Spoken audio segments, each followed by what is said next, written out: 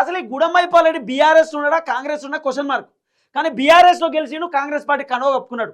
ఆఖరికి కాంగ్రెస్ కండువా ఎందుకు కప్పినావు అంటే లేదు అది దేవుని కండువా, నేను బోర్డుతోటే రేవంత్ రెడ్డి నేను ఆయన కంటే వయసులో పెద్దోన్నని, లేకపోతే మాకు కొంత దోస్తాను సన్నిహితం ఉందని చెప్పి నేను ఇక ప్రతిపక్ష పార్టీ లీడర్ లెక్క పోయినప్పుడు నాకు కండువా కప్పిండు, అది దేవుని కండువా అంటున్నాడు.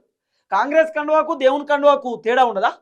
కానీ గూడెం మైపాల్ రెడ్డి మాత్రం ఆయన మాట్లాడినటువంటి మాటలు ఇప్పుడు సోషల్ మీడియాని షేక్ చేస్తున్నాయి. అసలు ఆయన ఏమన్నాడు అనేది ఒకసారి వింటే మీకు క్లారిటీ వస్తుంది. ఇస్నాపూర్కి సంబంధించినటువంటి మున్సిపాలిటీ అది గూడెం మైపాల్ రెడ్డి కైవసం చేసుకున్నాడు.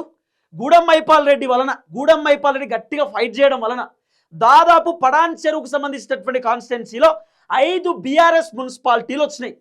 5 బీఆర్ఎస్ మున్సిపాలిటీలు కైవసం చేసుకున్నారు.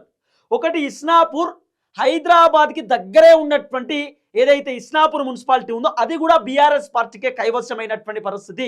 ఏదైతే ఎక్స్ అఫీషియాకి సంబంధించినటువంటి ఓటు ఉందో, X అఫీషియా vote Bharatiya Janata party MP Raghunandan Rao BRS పార్టీకి సపోర్టివ్ చేసిండు ఓటు. గూడెం మైపాల్ రెడ్డి రఘునందన్ రావు ఇద్దరు ఒకటే కారులో వచ్చిరు. ఎక్స్ అఫీషియా ఓటు ఎవరు రఘునందన్ రావు బీఆర్ఎస్ పార్టీకి సంబంధించినటువంటి ఆ వ్యక్తికి వేసిండు. మొత్తానికి బీఆర్ఎస్ పార్టీ ఏదైతే ఇస్నాపూర్కి సంబంధించినటువంటి మున్సిపాలిటీని కైవసం చేసుకున్నారు.